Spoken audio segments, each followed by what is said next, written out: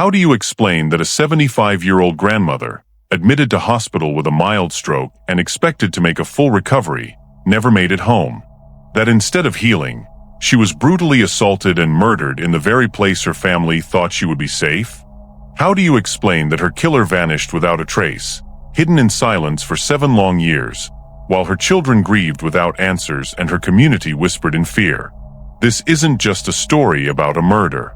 It's about betrayal in the most sacred of spaces, a hospital ward. It's about a predator who wore the mask of care, who slipped through cracks in a broken system, and whose secret would remain buried until the truth was finally dragged into the light by science itself. It was the autumn of 1998 when 75-year-old Margaret Doyle was admitted to St. Catherine's General Hospital. Margaret, known to everyone in her small Lancashire town as Maggie, was the kind of grandmother who brought light into a room without needing to raise her voice. She had been rushed in after what doctors described as a mild stroke. Despite the scare, her family breathed easier when physicians reassured them she was expected to make a full recovery. For the Doyle family, this hospital stay was meant to be temporary, the kind of ordeal that would soon become another story to tell at Sunday dinners. Maggie was lucid, chatty, and fully herself, eager to get back home to her garden and her grandchildren. But no one imagined her hospital bed would become the setting for one of the darkest mysteries in the town's history. The Doyle family had gathered around her bedside almost every day after her admission. They rotated shifts to make sure she was never alone for too long. Maggie's eldest daughter, Claire, often sat by her side, reading aloud from magazines and joking with her about the soap operas she was missing. Her son Michael brought in home-cooked meals, though the nurses rarely allowed them past the ward doors. Even her young grandchildren, still in school uniforms, tiptoed in with handmade cards and whispered promises that they would help her rake leaves once she got home. Maggie reassured them with a smile that never faltered. Despite her fragile health, she insisted on asking about their days, about homework, about their new friends. To her family, she seemed strong enough to conquer anything. That confidence made what happened next feel even more unthinkable. St. Catherine's General wasn't a prestigious hospital, but for decades it had been the backbone of the region. The stroke ward, though often short-staffed, had a reputation for compassion. Still, whispers in the town suggested it was underfunded, stretched too thin, and poorly managed behind closed doors. The Doyle family didn't think much of those rumors at the time. Their focus was solely on Maggie's recovery. Doctors had assured them her prognosis was good. In fact, the family had started discussing when she might be discharged, tentatively planning for her return home before the winter holidays. To them, her hospital stay was just a pause in an otherwise long and fulfilling life. But as day turned to night in mid-November, subtle unease crept into the sterile halls of the stroke ward. That unease, unnoticed at first, would eventually explode into the center of an unspeakable tragedy. On the night of November 12, 1998, Maggie's family left her bedside a little earlier than usual. Visiting hours had ended, and the nurses politely insisted the ward needed quiet so patients could rest. Maggie had seemed stable, joking about the bland hospital tea and telling her daughter Claire not to worry so much.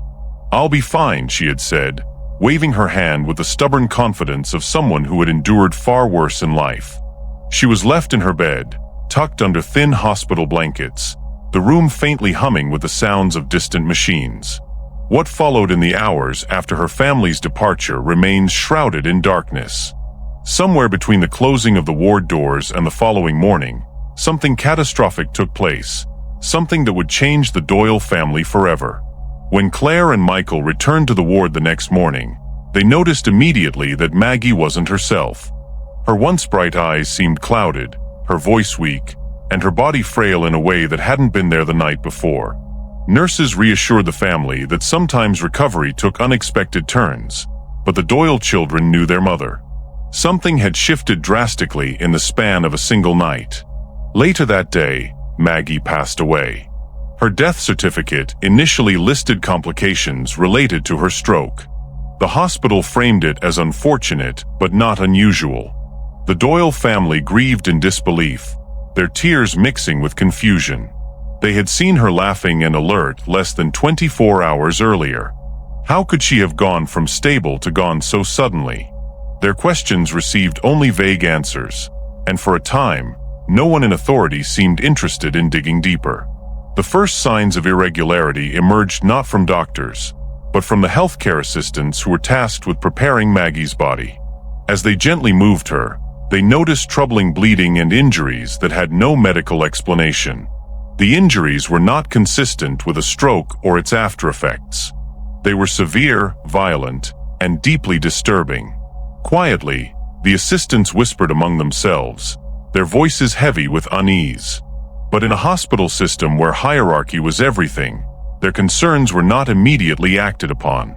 The family was never told about the discovery at that stage. Official records continued to attribute Maggie's death to her stroke. Yet those who had seen the truth firsthand carried the weight of their suspicions. Knowing something about her death was terribly wrong. A week later, the Doyle family requested a post-mortem examination, still unsettled by how swiftly their mother had declined. That decision opened the door to revelations no family ever wishes to hear. Dr. Richard Albright, a forensic pathologist known for his meticulous work, conducted the autopsy. His findings stunned everyone in the room. Maggie had not died from natural causes. Instead, her body bore unmistakable signs of traumatic assault, internal and external injuries that could not be explained away by her condition. Dr. Albright concluded that she had suffered a brutal sexual attack in the final hours of her life, and that those injuries had directly caused her death. The news broke the Doyle family's world into fragments. Their mother, who had entered the hospital expected to recover, had been violated and killed in a place meant for healing. The implications were almost too much to comprehend. The revelation triggered a murder investigation, with detectives flooding into St. Catherine's General. They questioned staff, combed through records, and attempted to piece together the events of November 12th. But from the very beginning, obstacles loomed large. Hospital administrators admitted that some of Maggie's clothing and bedding had already been destroyed, eliminating potential forensic evidence. CCTV footage from the ward had been routinely overwritten. No incident reports had been filed when the injuries were first noticed. For investigators, it was as though the most crucial hours had been deliberately erased. Whether by negligence or design, key evidence had vanished. Detectives found themselves standing in the cold, trying to solve a crime with missing pieces. For the Doyle family, the realization was devastating. Not only had their mother been murdered, but the system that should have protected her seemed complicit in burying the truth. Despite the lack of physical evidence, suspicion lingered heavily on the ward. Police interrogated several healthcare professionals, including those who had been on duty the night of November 12th. But the culture of silence within the hospital proved nearly impenetrable. Staff members whispered theories behind closed doors, yet offered little when questioned formally. Some claimed not to have noticed anything unusual. Others seemed hesitant, even fearful, to speak openly. In 1998, DNA testing existed but was far less advanced than it would become years later. What few biological samples investigators managed to preserve yielded no immediate answers. The case, though horrific, began to stall. For the Doyle family, each day without progress felt like an insult to Maggie's memory. They demanded answers, but answers remained elusive. Somewhere within that hospital, a predator had walked undetected, and perhaps emboldened by the silence, had vanished into the ordinary world. The days following Maggie Doyle's funeral were thick with silence, the kind that never truly lifts but hangs in corners of the family home. Black clothing still draped over chairs, sympathy cards covered the mantel, and the faint smell of lilies lingered in the living room. For Maggie's children, Claire and Michael, the idea of life without their mother seemed unreal. She had been the anchor of their family, the one who gathered them every Sunday and insisted no one leave hungry. To think of her as a victim, not of age, not of illness, but of deliberate violence, was unbearable.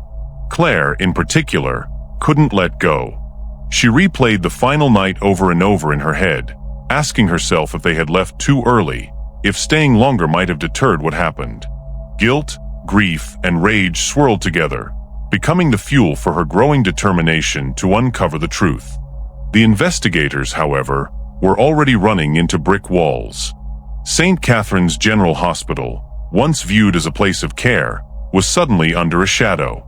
Detectives had questions, but many answers seemed to dissolve into thin air. The hospital's administrators admitted to destroying Maggie's clothing and bedding, explaining it as routine medical procedure. CCTV footage of the ward had been automatically erased after the standard retention period, leaving no video evidence to review. Even more troubling, the staff members who had first noticed her unexplained injuries had never filed an incident report. What could have been a strong case was instead riddled with gaps, missing pieces that made investigators question whether the trail had been deliberately obscured or simply lost to negligence. In the late 1990s, when DNA testing was far less precise, every missing scrap of evidence mattered even more. For Claire, this was intolerable. She watched as police offered her vague reassurances, while simultaneously admitting their progress was stalling. Each time she sat across from detectives, she felt the frustration boil in her chest. Her mother's murder had occurred in a tightly controlled environment, a hospital ward where only staff and registered visitors had access. How could such a closed system yield no answers? She began attending every press conference, demanding accountability, and urging the media to keep her mother's story alive.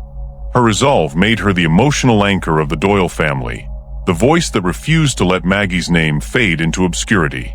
For Claire, silence equaled betrayal, and betrayal was not something she could accept. The wider community reacted with disbelief.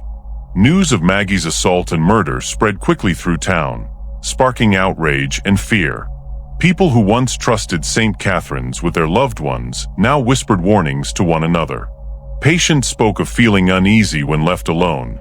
Families began demanding extra vigilance, and rumors took root in every corner of the community.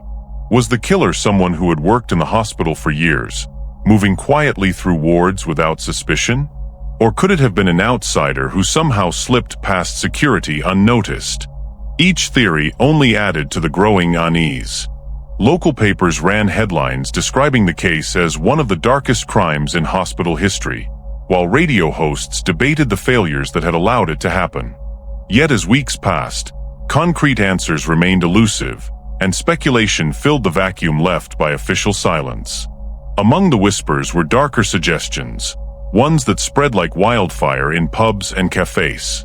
Some believed the hospital itself was involved in a cover-up, that administrators had rushed to destroy evidence to protect the institution's reputation.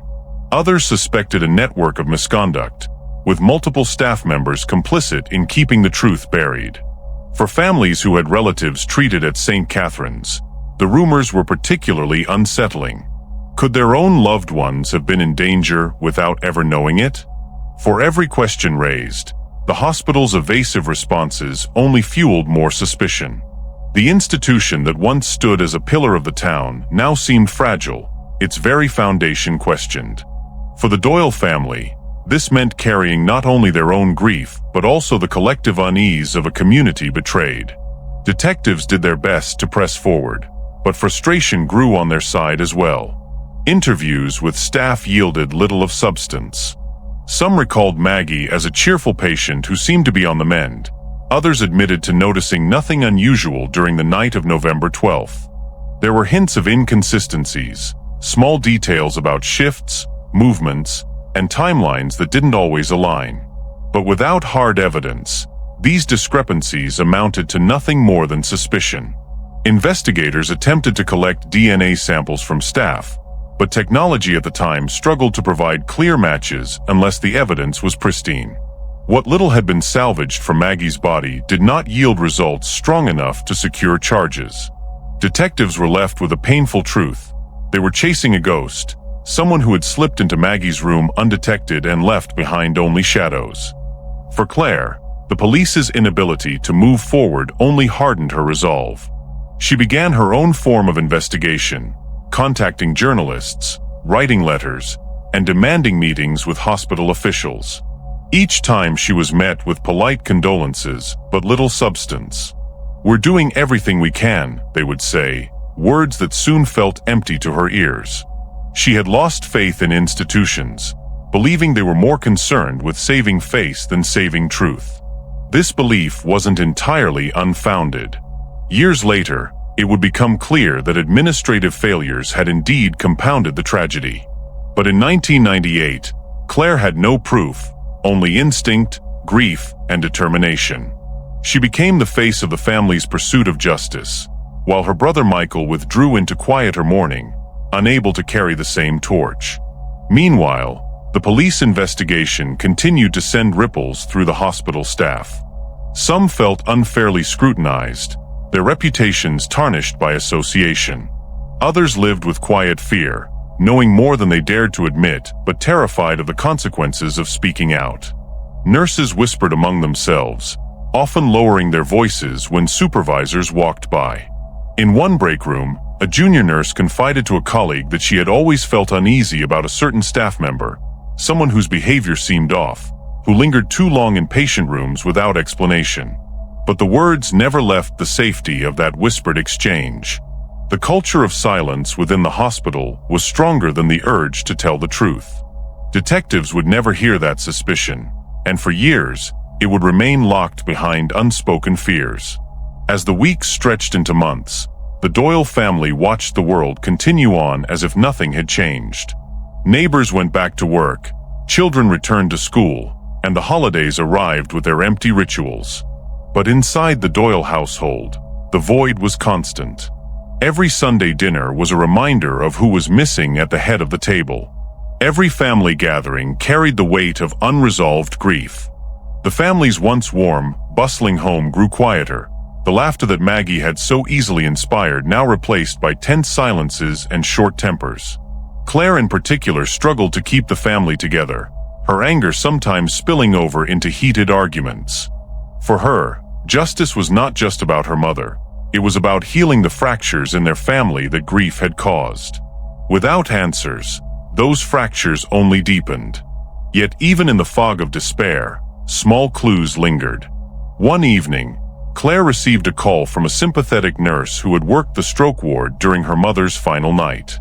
The nurse admitted cautiously that certain paperwork had gone missing from Maggie's file. Notes that should have documented her condition were no longer present, replaced with generic entries that didn't match the timeline Claire remembered. The nurse couldn't explain how or why the records had been altered, but her tone carried quiet fear.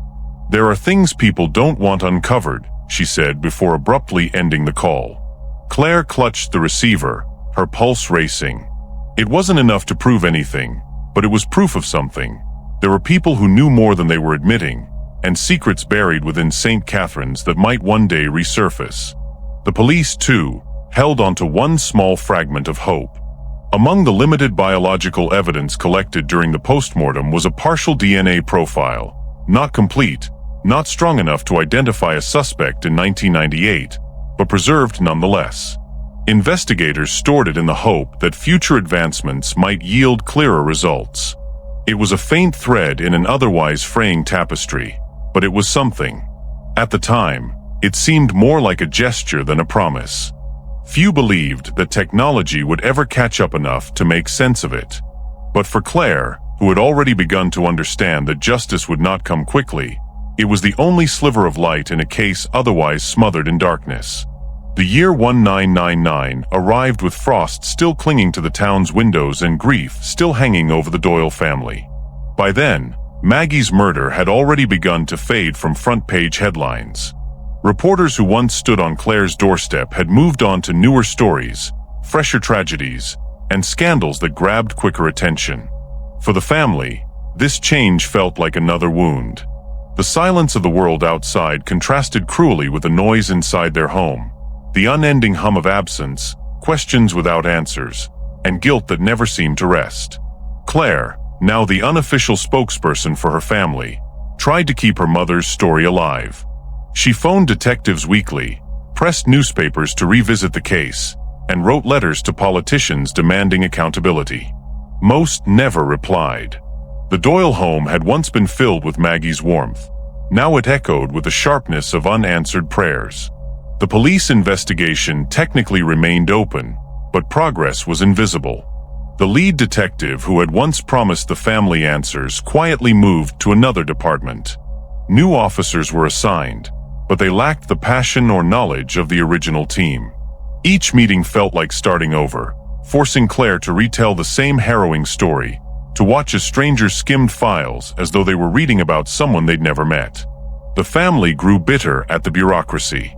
Michael, Maggie's son, began to withdraw entirely from police interactions, believing every conversation ended the same, "We'll keep looking." Those words, once hopeful, became hollow.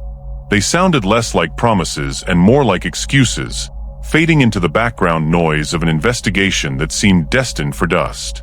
Time pressed forward, relentless and cruel. Claire found herself carrying her mother's memory like a banner, but the weight grew heavier each year. At first, she channeled her grief into activism, speaking publicly about hospital safety and the failures of the justice system. She stood on stages and in town halls, her voice shaking with anger and sorrow. But as years passed, fewer people showed up to listen. Attendance at vigils dwindled, news cameras stopped rolling, and even sympathetic neighbors seemed uncomfortable when Maggie's name was brought up. Silence was easier for them than reliving the horror. For Claire, though, silence was betrayal.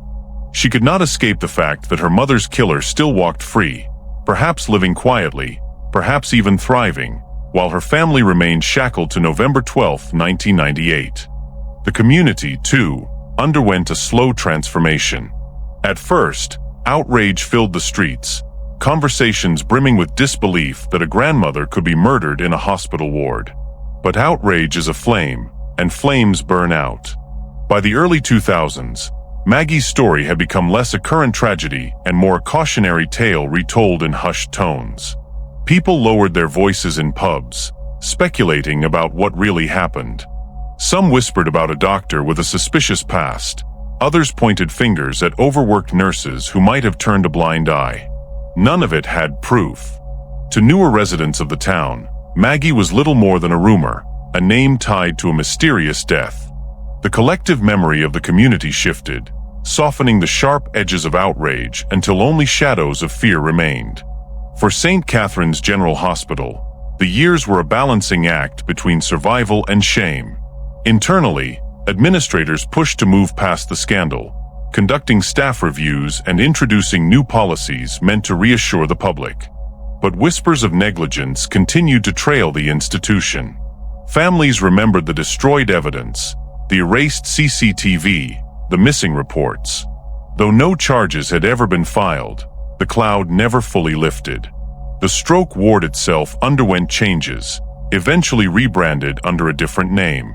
But for the Doyle family, the building remained a monument to failure. Each time Claire drove past its looming exterior, she felt her stomach tighten. She knew that behind those sterile walls had stood the bed where her mother was attacked, where justice was silenced before it even had a chance to breathe. Inside the Doyle family, grief became a wedge. Michael, once protective of his mother, sank deeper into silence. He stopped attending police briefings, stopped speaking to reporters, and even avoided family gatherings where Maggie's name might be spoken. He claimed it was too painful, but Claire suspected it was more than pain, it was despair. He no longer believed answers would ever come. Their relationship, once strong, began to fray under the weight of opposing grief. Claire needed to fight, to keep Maggie's story alive. Michael needed to forget, to bury the agony in silence. Siblings who once leaned on each other now walked separate paths, united only by absence. Claire carried the burden alone, determined but increasingly isolated. Even Maggie's grandchildren, who had once crafted handmade cards for her hospital bedside, grew up under the shadow of unanswered questions. By the early 2000s, they were teenagers, struggling to reconcile the grandmother they remembered with the horrific ways she had been taken from them. They asked questions their parents could not answer. Who did it? Why? Would the killer ever be caught? Their lives had been shaped by a void, by the absence of a grandmother who should have cheered them at school plays and graduations. Instead, her memory was a constant reminder of vulnerability, that even the safest places could hide predators, that even hospitals could harbor monsters. The detectives who remained on the case admitted, quietly and off the record, that the investigation was frozen. Advances in DNA testing were beginning to make headlines in other cases, solving crimes once thought unsolvable. But the partial profile preserved for Maggie's postmortem remained too weak, too incomplete to point to a definitive suspect. Technology wasn't yet powerful enough. The sample sat in a freezer, locked away with dozens of others, waiting for a day that might never come. For the Doyle family, knowing that a potential answer existed but was unreachable was almost worse than knowing nothing at all. It was like staring at a door with a keyhole but no key, endlessly imagining what lay on the other side. Claire's determination hardened into ritual. Each year on the anniversary of her mother's death, she lit a candle at the family home and stood in silence. Some years Michael joined her, more often he didn't. Friends and neighbors occasionally came, but as the years went on, the crowd shrank until it was mostly Claire, standing alone in the flickering glow. She spoke aloud to her mother, promising she would not stop fighting. She knew her words might never reach anyone but herself, but the ritual grounded her, a reminder that Maggie had lived, that Maggie mattered, even if the world seemed to forget. Her persistence kept the ember of justice alive, even as everything around her cooled into apathy. By 2003, 5 years had passed. New tragedies had claimed headlines, new scandals filled front pages, and Maggie's case existed only in dusty files and Claire's relentless memory. Detectives rotated, each new face less familiar with the details, less invested in the pain. Claire began to suspect the truth might die with her, that one day she too would be gone, and her mother's story would vanish into silence. She fought against that thought, but it clung to her in quiet moments, late at night when she stared at the ceiling and replayed the final image of her mother smiling in a hospital bed. The contrast between that memory and the reality of her death haunted her endlessly. The silence of the world outside only deepened the noise inside her head. The community's collective amnesia was perhaps the cruelest cut. By 2004, conversations about Maggie had shifted almost entirely into myth. "Remember that woman who died in St. Catharines?" People would murmur, as though speaking of a ghost rather than a grandmother. The details blurred, some forgetting her name, others misremembering the timeline. Claire despised these distortions, these careless retellings that stripped her mother of dignity. She tried to correct them whenever she could, but it was like chasing smoke. Memory, she realized, was fragile. Without constant tending, it eroded, and with it eroded her mother's justice. And yet, beneath the silence, the killer remained free. Somewhere, that person lived their life, perhaps in another town, perhaps even in the same community, blending into the ordinary world. The thought tormented Claire. Did they walk the same streets, shop in the same stores, nod politely at neighbors while hiding their secret? Or had they left altogether, vanishing into another city where no one knew their face? The not knowing was its own form of violence, a wound that never healed. Each day that passed without answers felt like a victory for the person who had taken Maggie's life. By 2005, 7 years had passed since Maggie's death. The Doyle family had grown older, their lives reshaped by absence. Claire carried lines of exhaustion on her face, evidence of years spent fighting an invisible enemy. Michael had aged too. The grandchildren, once children, now stood on the cusp of adulthood, their memories of Maggie fading with time. The world outside had all but forgotten, but for the Doyle family, November 12th remained frozen in time. They lived with a wound that would not close, a story without an ending. The case files gathered dust, the freezer preserved a fragile DNA sample, and silence reigned. Yet history has a way of turning on small hinges. In 2005, science had advanced. New forensic technologies were emerging, sharper, more precise, capable of seeing what once lay hidden. That partial DNA profile preserved back in 1998, weak, incomplete, and nearly forgotten, was about to find new life. The cold years had been long, cruel, and suffocating. But beneath the silence, something had survived, waiting for the right moment to speak. It began quietly, with a phone call from the police to Claire's home on a damp spring afternoon. The voice on the other end explained that advancements in forensic DNA testing had reached a point where samples once considered too degraded or partial could now be analyzed with new accuracy. Among the archived evidence was the partial profile collected from Maggie's body during her post-mortem. The sample, preserved for years in a laboratory freezer, had never been strong enough to yield results. But now, in 2005, it stood a chance. Claire clutched the phone with trembling hands, her heart pounding in her ears.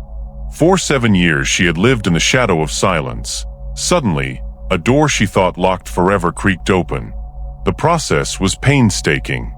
Forensic scientists worked meticulously, running the preserved sample through new generation testing methods that could identify profiles from smaller, more degraded fragments of DNA. Each stage required verification, cross-checking, and careful interpretation. To Claire, the waiting felt endless, a mirror of the years she had already endured. But for detectives, it was a cautious resurgence of hope. Cases once thought unsolvable were being cracked wide open in courts across the country thanks to these new methods. If Maggie's killer had left behind even the faintest biological trace, science could now amplify it, reveal it, and potentially name the person responsible. The weight of those possibilities hung heavy over the investigation team. For Claire, the weight was unbearable but electric. She found herself pulled back into the momentum of the case with a fervor she hadn't felt in years. Old notebooks came out of drawers, filled with her observations, timelines, and unanswered questions from the original investigation. She called Michael, who responded with hesitation, his voice heavy with the weariness of someone who had long stopped believing. "Don't get your hopes up," he said quietly. But Claire couldn't help it. Hope was dangerous, yes, but it was also the only thing that had kept her mother's story alive all these years. For the first time in 7 years, she allowed herself to imagine justice not as a dream but as a possibility. When the results came back, the atmosphere in the detective's office shifted from routine monotony to electric anticipation. The forensic lab confirmed that the preserved sample had successfully yielded a complete DNA profile. It wasn't just fragments anymore, it was a genetic fingerprint, unique and undeniable. Detectives sat around a long table, their files spread open, as the lead investigator explained what this meant. The profile could now be cross-checked against national databases, against staff who had worked at the hospital, and against suspects previously interviewed. For a case that had languished in limbo, it was like breathing life into ashes. Someone's identity was about to be exposed, and for the Doyle family, justice was no longer an abstract prayer. News of the breakthrough reached Claire first in the form of a scheduled meeting at the police station. She walked into the sterile room, her palms sweaty, her body tense with a mix of dread and anticipation. Across the table sat detectives she barely knew. Most of the original team had moved on, but their seriousness conveyed the gravity of what they were about to reveal. They explained how the DNA profile had been recovered and what it meant. Claire listened, her heart racing, every detail carving deeper into her memory. At the end of the explanation, the detective looked her in the eye and said, "This gives us a real chance." It wasn't a promise of resolution, but for Claire, it was the first time in 7 years she felt the ground shift beneath her. The police reopened the investigation formally, pouring resources back into a case that had been dormant for nearly a decade. Files were dusted off, interviews rescheduled, and evidence re-examined with the benefit of hindsight. Detectives began comparing the DNA profile against staff records from St. Catherine's General in 1998. Nurses, orderlies, and doctors who had worked the ward during that fateful night were quietly contacted. Some were asked to provide voluntary DNA samples, while others were simply interviewed again. The hospital, under new administration, faced renewed scrutiny, its past once again dragged into public light. For many staff, the reopening of the case dredged up memories they had long tried to bury, whispers they had ignored, suspicions they had dismissed. The community, too, was jolted awake by the news. Headlines returned to Maggie's story, this time framed not as a cold case but as a potential breakthrough. Newspapers ran bold titles, DNA could finally expose hospital killer, and 7 years later, justice nears for Doyle family. Radio shows debated what the discovery might mean, while neighbors who had grown comfortable in forgetting were suddenly reminded of the horror. Conversations reignited in shops, workplaces, and living rooms. Old suspicions resurfaced, with names whispered once again. The shockwaves rippled through the town just as they had in 1998, but this time they carried the charge of possibility. The community held its breath, waiting to see who would emerge from the shadows of suspicion. For Claire, the media storm was both a blessing and a burden. On one hand, she welcomed the attention. It meant her mother's story was alive again, no longer buried beneath apathy. On the other, she feared the circus of speculation would muddy the truth. Reporters camped outside her home, thrusting microphones at her with questions she had no answers for. She gave statements, pleading for patience, reminding the public that behind every headline was a real woman, a beloved grandmother, a victim who deserved dignity. Still, the frenzy gnawed at her. She had spent years fighting to keep her mother's name alive. Now, with the case reopened, she feared losing control of the narrative to rumor and sensationalism. Meanwhile, detectives encountered a chilling reality. As they began cross-referencing the DNA profile, they realized it pointed not toward an unknown outsider, but to someone disturbingly close. The preliminary matches indicated a connection to hospital staff records, specifically narrowing around individuals who had access to the stroke ward on the night of November 12, 1998. The implications were staggering. For years, some had speculated that the killer must have been an insider, someone who could move through the hospital without raising alarm. Now, science seemed to confirm it. The profile didn't match any national databases of known offenders, but it matched a staff member's relative, a partial familial hit that suggested the killer was within their ranks. The detectives felt the weight of the revelation press against them like a stone. Claire was called back in for another meeting, this time told only that investigators were narrowing in. She pressed for details, desperate to know whether the nightmare was finally unraveling. The detectives were careful, unwilling to compromise the integrity of the investigation, but the hints they gave were enough. It was someone close, one officer admitted, his words heavy with meaning. Claire left the station with her heart hammering, her mind racing through the faces of every nurse, doctor, and orderly she had met in 1998. She remembered their voices, their reassurances, the way some had avoided her gaze in the days after her mother's death. The thought that one of them might have been the predator who stole Maggie's life sent shivers through her body. The pressure on the police mounted quickly. The community demanded transparency, the media demanded names, and the Doyle family demanded justice. But investigators moved cautiously, knowing that a case built on DNA alone required careful corroboration. They revisited staff rosters, security logs, and witness statements, piecing together the puzzle with a clarity that hadn't been possible 7 years earlier. Slowly, a picture began to form. Inconsistencies in one staff member's story, unexplained gaps in their shift, and now, a DNA link pointing directly to them. The detectives felt the case coalescing into something solid, something undeniable. But they also knew the stakes. If they moved too quickly, they risked another collapse. The decision to reopen Maggie Doyle's case in 2005 marked a turning point not only for the Doyle family, but also for the town itself. After 7 years of silence, the murder that had once defined the community returned to the spotlight, dragging with it memories many had buried. The police announced the reopening with careful language, avoiding names but emphasizing the significance of the DNA breakthrough. For Claire, the announcement felt like vindication. Years of pressing, demanding, refusing to let her mother be forgotten had finally paid off. But the weight of it was also suffocating. She knew what it meant to be back in the eye of the storm. The family would have to relive every detail, endure every headline, and sit once more in the sterile rooms where detectives asked questions that tore open old wounds. Hope had returned, but so had fear. Detectives began their work by revisiting the hospital itself, walking the corridors that had once been saturated with silence. Many of the staff who had worked there in 1998 had moved on, some retired, some transferred, others scattered across different hospitals. Still, their names were preserved in records, their testimonies captured in the original files. Investigators compiled lists, rechecked rosters, and cross-referenced DNA profiles. The advancements of 2005 allowed for sharper analysis, and they knew they had the power to eliminate large swathes of suspects quickly. But with every elimination came the tightening of the net. Each interview, each test, brought them closer to the truth. Yet the closer they drew, the more the weight of expectation pressed down. The process of re-interviewing staff was tense, almost theatrical.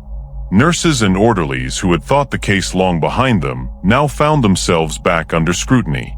Detectives asked them to recall their movements from a single night in 1998, forcing them to reach back into fading memory.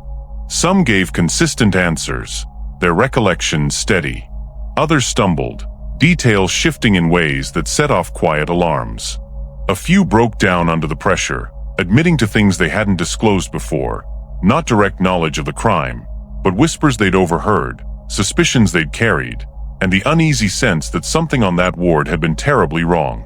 Every word was logged, every hesitation noted, as detectives built their picture with the patience of sculptors chipping away at stone. Claire was briefed regularly, though the information given to her was often measured. Detectives didn't want to compromise the investigation by fueling rumors, but they understood the importance of keeping her informed. Each time she sat across from them, she relived the horror of 1998. The questions, the photos, the evidence, it was all dragged back into the light. Her grief, once scarred over by time, split open anew. She cried often after meetings, sometimes in the station bathroom, sometimes in her car before driving home. Yet she never stopped attending. Her presence was a reminder to the detectives that Maggie was more than a case file. She was a mother, a grandmother, a woman whose life had been brutally stolen. The hospital, meanwhile, adopted a defensive stance. Though under new leadership, administrators bristled at the renewed scrutiny. They released statements expressing sympathy for the Doyle family while insisting that protocols had been followed at the time. Behind closed doors, however, documents revealed their anxiety. The destroyed clothing, the missing CCTV, the absence of an incident report, all now looked far more incriminating than they had in 1998. What once might have been dismissed as bureaucratic incompetence now carried the weight of suspicion. Were those failures simply the product of a chaotic system, or had they been deliberate acts to protect someone within their walls?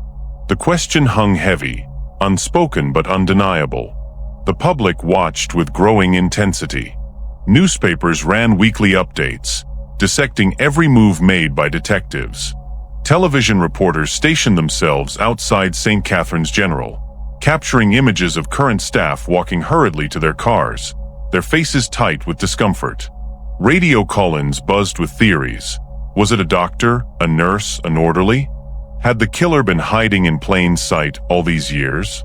Some callers insisted it had been a random predator who somehow slipped past security, while others pointed firmly at the staff, convinced the DNA breakthrough would prove what many had long suspected. The town, once lulled into silence, was alive again with speculation. Detectives faced mounting pressure. Each interview revealed cracks in the facade, particularly when they spoke to a handful of staff members who recalled unease about one specific colleague. In the original investigation, their comments had been brushed aside as vague impressions, not solid evidence. But with DNA now in play, those impressions carried new weight. That colleague was Graham Whitfield, a senior healthcare assistant who had worked on the stroke ward in 1998. At the time, Whitfield had been 38 years old, well-liked by some for his reliability, yet quietly distrusted by others who found his behavior unsettling. He had lingered near patients' rooms unnecessarily, volunteered for late-night duties few wanted, and projected a calmness that in hindsight seemed unnatural. Claire felt the shift too. Detectives didn't name Whitfield outright at first, but the way their questions narrowed, the way they probed with sharper focus, made it clear that a figure had emerged from the haze. For Claire, the suspense was agonizing. She had spent years imagining faceless shadows, and now she sensed a shape forming. At night, she lay awake wondering if it was someone she had spoken to during her mother's final days, someone who had reassured her with soft words while harboring a monstrous secret. The possibility sent chills racing down her spine. Justice felt close, but so did terror. Michael, however, remained reluctant to re-engage. The reopening of the case dredged up the trauma he had worked so hard to bury. He told Claire he couldn't bear to sit in another police interview, couldn't stand to hear the details again. His silence frustrated her, but she tried to understand. Grief had carved different paths for them, hers forged in fire, his buried in quiet earth. They loved each other, but they carried Maggie differently. For Claire, her mother's memory was a banner. For Michael, it was a scar. Still, even he couldn't ignore the news headlines. One evening, he called Claire, his voice heavy but steady. "If they really have him, you'll tell me first, won't you?" Claire promised she would. Detectives pushed harder into Whitfield's past. Records revealed gaps in his shift logs, unexplained movements during the night of November 12th. Colleagues recalled that Whitfield had seemed unusually calm the following morning, even as chaos erupted around Maggie's sudden decline. One nurse remembered a peculiar comment, an offhand remark about patients sometimes going quickly, spoken with unsettling detachment. In 1998, it had sounded odd but not incriminating. In 2005, under the light of DNA evidence, it seemed sinister. Each new piece of testimony added weight to the growing suspicion, until the balance tipped fully in one direction. The breakthrough came when detectives compared the DNA profile against voluntary samples collected from staff. Most were ruled out quickly, their genetic markers showing no connection. But when Whitfield's profile was tested, the match was undeniable. The science was clear. The DNA from Maggie's body and the DNA of Graham Whitfield aligned in a way that could not be dismissed as coincidence. It wasn't a partial hit or a vague similarity. It was definitive. After 7 years of shadows, the killer had a name. The news was delivered to Claire with the gravity of a verdict. She sat in the same sterile police room where she had heard so many empty promises before, but this time the words carried weight. The detective across from her said it plainly, "We have a suspect. The DNA match is conclusive. His name is Graham Whitfield." Claire's breath caught in her throat. For a moment, she couldn't speak. Tears welled in her eyes, spilling silently down her cheeks. After years of waiting, years of screaming into silence, the truth had a face. She didn't know whether to scream in triumph or collapse in grief. All she could whisper was, "him." The name, when spoken, stunned her. Whitfield had been no stranger who slipped past security. He had been a member of staff, a 38-year-old healthcare assistant whose uniform of care had masked predation. Claire remembered seeing him in the ward, remembered his voice, his presence at her mother's bedside. The betrayal was unbearable. Rage surged through her as she realized the killer had looked her in the eye, had spoken to her with practiced calm, all while knowing what he had done. The horror of it nearly knocked her breathless. The community's reaction was explosive. News outlets revealed that the DNA evidence had identified Whitfield, and speculation erupted about how such a person could have remained hidden for so long. Headlines screamed betrayal, trusted caregiver exposed as murderer, and hospital horror, DNA names staff suspect. People demanded accountability not just from Whitfield but from the hospital that had harbored him, from the system that had destroyed evidence, from the administrators who had failed to protect the vulnerable. The shockwaves were not limited to the Doyle family anymore. They rippled outward, shaking the very foundation of trust in institutions. For detectives, the case had shifted from pursuit to confrontation. They now had the name, the science, and the testimony to build their case. But they also knew the road ahead would be perilous. Whitfield, once respected, now faced the collapse of his reputation, his career, his life. But the weight of his crime demanded justice. For Claire, the knowledge that her mother's killer had finally been named was both a triumph and a torment. She had her answer, but the cost of knowing was steep. She was forced to relive the betrayal, to acknowledge that the person she had once trusted with her mother's care was the very one who had stolen her life. The net had closed, the truth was out, and the world waited for the next step. After 7 years of silence, the reopened investigation had not only named the killer but exposed the depth of betrayal at the heart of Maggie's case. The storm was far from over. The truth was about to unfold in ways more shocking than anyone could have imagined. When detectives named Graham Whitfield as the staff member whose DNA matched the preserved sample, the public gasped, but it was only the beginning. Identifying Whitfield was one thing. Understanding how a 38-year-old senior healthcare assistant had evaded suspicion for 7 years was another. The reopened investigation peeled back layers of secrecy and incompetence, revealing a story of negligence, missed opportunities, and deliberate concealment that horrified even the most seasoned investigators. It was not just the crime itself that sickened the Doyle family, but the realization that Maggie's killer had been shielded, perhaps unintentionally at times, but shielded nonetheless, by the very system designed to protect patients.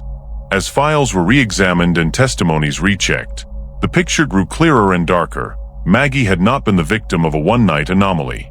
She had been caught in the crossfire of institutional rot. The first revelations came from records that had been buried in hospital archives, untouched for years. Investigators discovered discrepancies between the original notes filed in Maggie's case and what had been presented during the initial investigation. Key observations, including staff members noticing unexplained bleeding, had been omitted or rephrased to downplay severity. In some places, entire entries were missing, leaving gaps that conveniently erased crucial hours. The alterations weren't amateur mistakes. They bore the careful editing of someone determined to sanitize the record.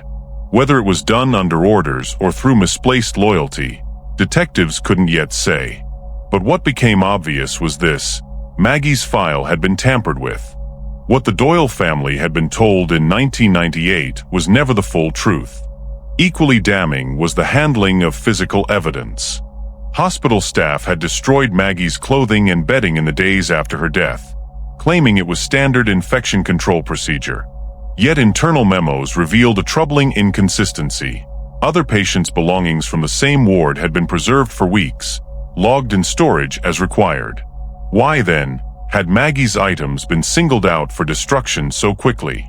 The answer seemed to lie in hurried conversations between administrators, who expressed concern about bad publicity and minimizing disruption. Their words, preserved in meeting notes, were a smoking gun of negligence. By prioritizing reputation over truth, they had stripped detectives of vital evidence. In hindsight, what looked like bureaucratic tidying was in fact the erasure of forensic opportunities that could have exposed Whitfield in 1998. The missing CCTV footage was another blow.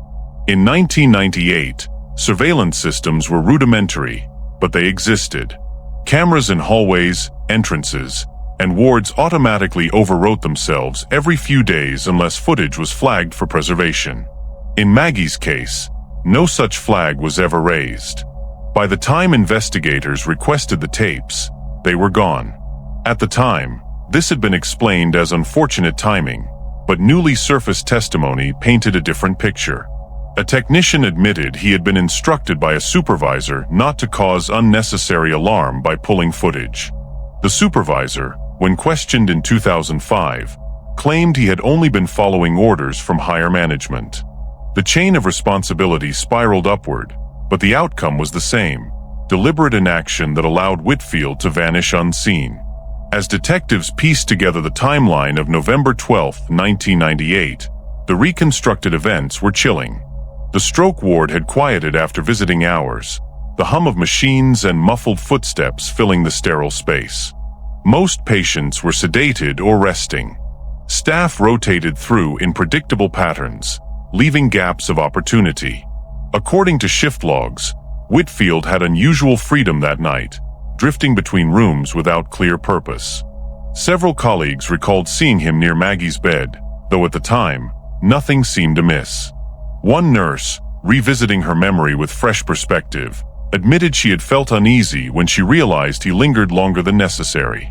Another recalled hearing a door click shut in the early hours, but assuming it was routine. In 1998, these moments felt inconsequential.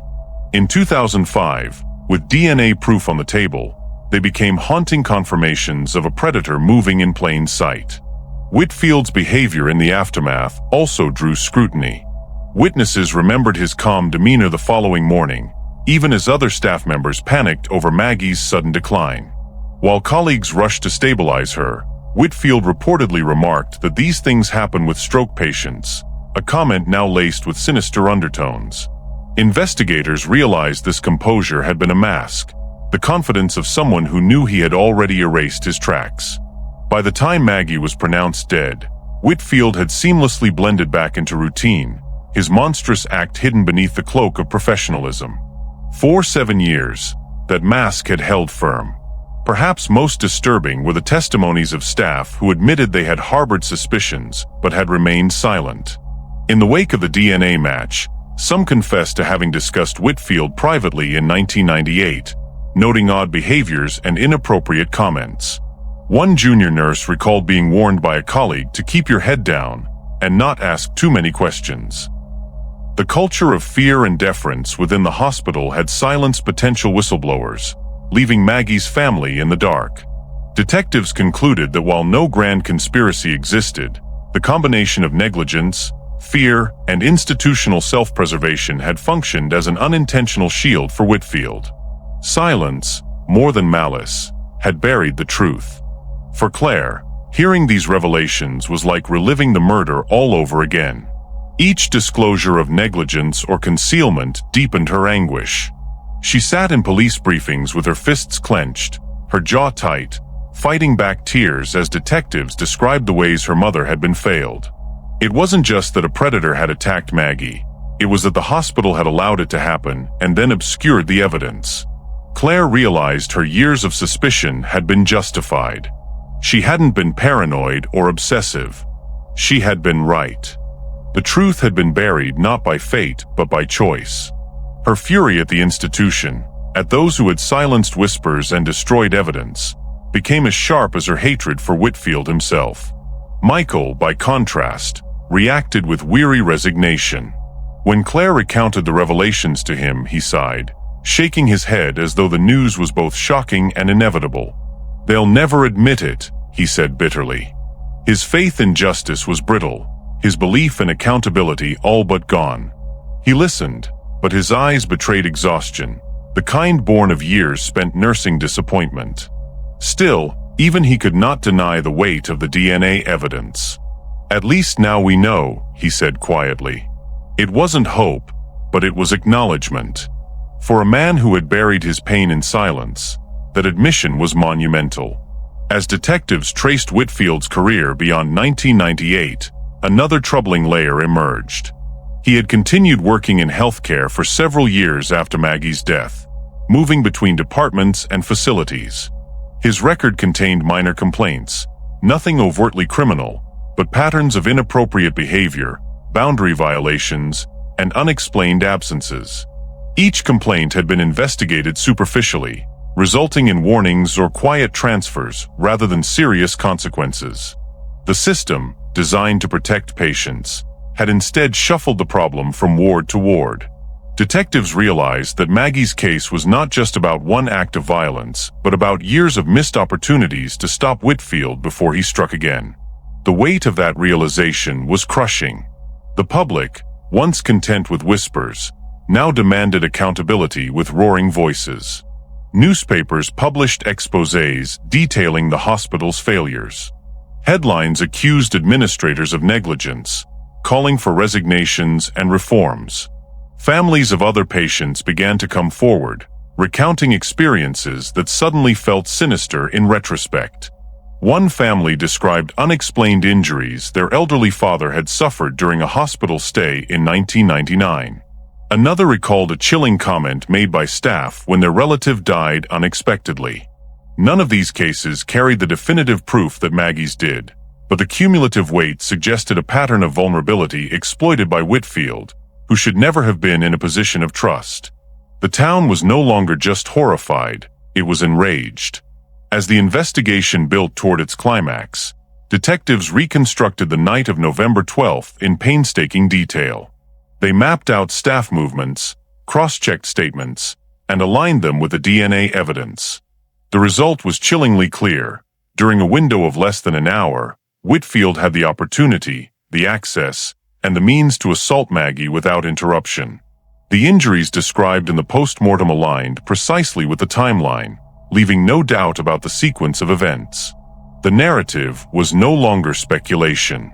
It was evidence, hard, irrefutable, undeniable. The Doyle family sat in a briefing room as detectives laid out the findings. Claire gripped Michael's hand, her knuckles white, as the truth unfolded in stark detail. The assault, the cover-up, the years of silence, all laid bare in a brutal timeline. By the end, the room was silent except for Claire's quiet sobs. For 7 years, she had begged for answers. Now she had them, but the cost was unbearable. The truth was heavier than she had imagined, not only because of what had been done to her mother, but because of how many had failed to stop it. The final piece came when the DNA evidence was presented alongside corroborating testimony. Staff who had once remained silent now spoke, their fears outweighed by the weight of truth. Their memories, combined with the forensic proof, painted a damning picture. There was no escaping the conclusion. Graham Whitfield, a 38-year-old senior healthcare assistant, had assaulted and murdered Maggie Doyle on November 12, 1998. The mask had fallen, and beneath it lay a predator whose identity was now undeniable. The truth had finally unfolded, but justice was still to come. The Doyle family braced themselves for the next chapter, knowing that exposure was not the end.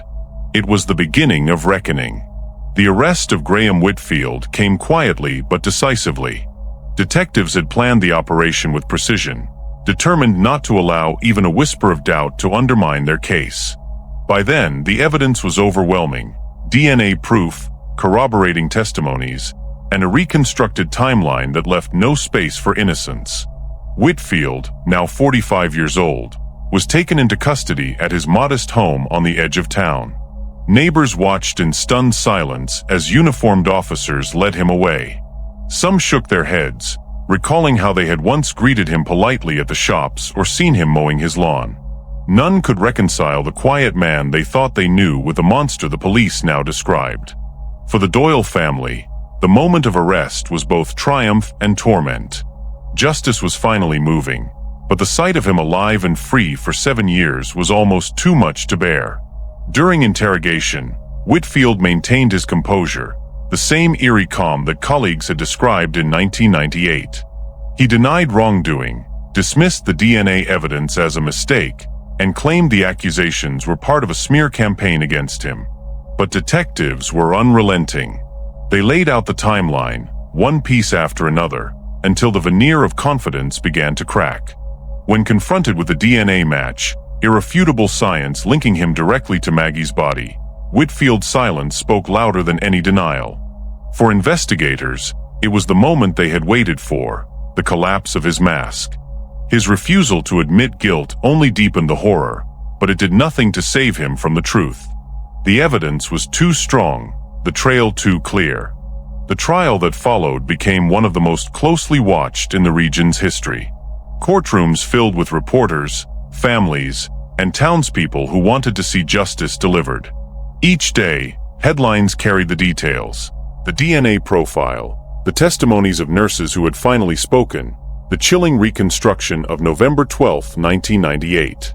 The prosecution painted Whitfield as a predator who had exploited trust, a man who had hidden in plain sight behind a healthcare uniform.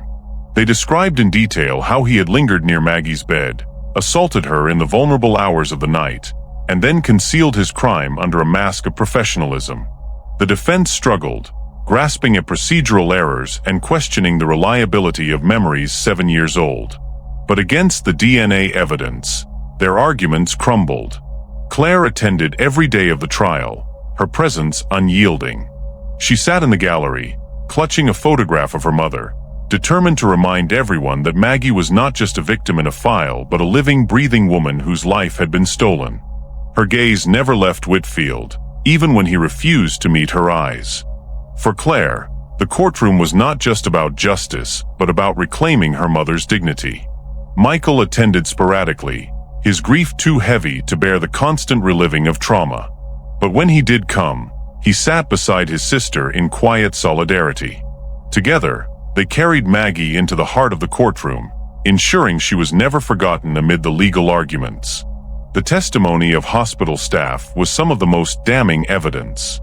Nurses described Whitfield's behavior in the months leading up to the crime, his tendency to wander wards without reason, his unsettling comments, his willingness to volunteer for night shifts others avoided. One nurse broke down as she admitted she had long suspected him but had been too afraid to speak out in 1998. Another described how she had been discouraged by supervisors from raising concerns, told it would damage the hospital's reputation. Their words confirmed what Claire had always feared, that silence, negligence, and fear had allowed Whitfield to remain hidden. The court gasped at each revelation, the magnitude of institutional failure laid bare for all to see. When the prosecution presented the DNA evidence, the courtroom fell into breathless silence. Expert witnesses explained how the preserved sample had been analyzed in 2005 using advanced techniques unavailable in 1998. The match to Whitfield was presented as definitive, a scientific fingerprint that could not be denied. Jurors watched intently as charts and graphs illustrated the precision of the analysis. Even those who had doubted the case felt the weight of certainty settle over the room. Whitfield's fate was sealed not by speculation but by science. For Claire, the moment was both devastating and liberating. Devastating because it confirmed beyond doubt that the man she had once trusted near her mother's bedside was indeed the killer. Liberating because, at last, there was proof so strong no one could bury it. The defense attempted to argue that the destruction of evidence and missing CCTV cast doubt on the case, suggesting others could have been involved. But the prosecution countered with precision. The DNA was not generic, not shared, not ambiguous. It was Whitfield's, and it was found where it should never have been. Combined with testimony and timelines, the narrative was airtight. The judge himself reminded the jury that while institutional failures had clouded the case for years, the science cut through the fog with clarity. What remained was undeniable: Whitfield was guilty. The verdict came after hours of deliberation, though to many in the courtroom it felt inevitable. When the jury foreman rose and declared Graham Whitfield guilty of murder and sexual assault, a ripple of emotion swept the room. Claire sobbed openly, her body shaking as years of grief, rage, and exhaustion poured out. Michael placed a hand on her shoulder, his own eyes wet with tears. Reporters scribbled furiously, cameras flashed, and the town's darkest chapter shifted from uncertainty to resolution. Whitfield himself remained stone-faced, his silence unbroken, his mask finally meaningless. For the Doyle family, the verdict was not the end of pain, but it was the end of silence. The sentencing delivered a final note of reckoning. The judge condemned Whitfield as a predator who had exploited the trust placed in him, declaring his actions a grotesque betrayal of the duty of care. He was sentenced to life imprisonment, with a minimum term that ensured he would never walk free again. The gavel strike echoed like a final seal, a closure long denied. Outside the courthouse, crowds gathered, some weeping, some shouting in anger, all united by the gravity of justice finally served. Headlines blazed across the nation: hospital predator jailed for life, justice after 7 years. For Claire, the aftermath was complicated. Justice had been delivered, but closure was elusive. She stood outside the courthouse, addressing the press with a trembling voice. "My mother was a kind, loving woman who went into hospital to get better. Instead, she was taken from us in the most horrific way. Today we finally have justice, but nothing will bring her back. We live with that pain every day." Her words resonated beyond the microphones, echoing through the hearts of those who listened. Maggie's dignity had been restored, but the scars on her family would never fully heal. Michael spoke less, but his quiet presence carried weight. For years he had retreated into silence, but now, as reporters pressed microphones toward him, he said only, "I just hope this means no other family ever has to go through what we did." It was a simple sentence, but it carried the weight of years of grief. The Doyle family, fractured by loss, found a sliver of unity in that moment. They had carried Maggie's memory together, and though the journey had nearly broken them, they had arrived at the truth side by side. The wider community grappled with its own reckoning. Trust in St. Catherine's General was shattered, its reputation forever tainted by the revelation that a predator had walked its halls undetected.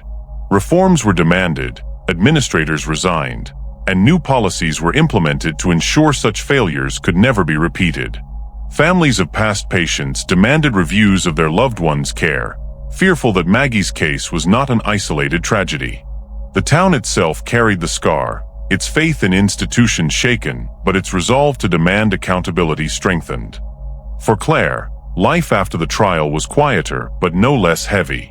She returned to her advocacy, speaking at conferences about patient safety, institutional accountability, and the importance of never silencing victims. She carried her mother's story as a torch, determined to turn tragedy into change. Michael chose a different path, retreating from the public eye, finding solace in private remembrance rather than public fight. Their journeys diverged, but they remained united in one truth: Maggie's name would never again be forgotten. In the years that followed, Claire often returned to her mother's memory, not the horror of her final night, but the warmth of her presence before it all. She remembered Maggie sitting up in her hospital bed in November 1998, smiling, cracking jokes about the bland tea, reassuring her children she would be fine. That was the image she chose to hold on to, the one she carried into every vigil, every speech, every moment of reflection.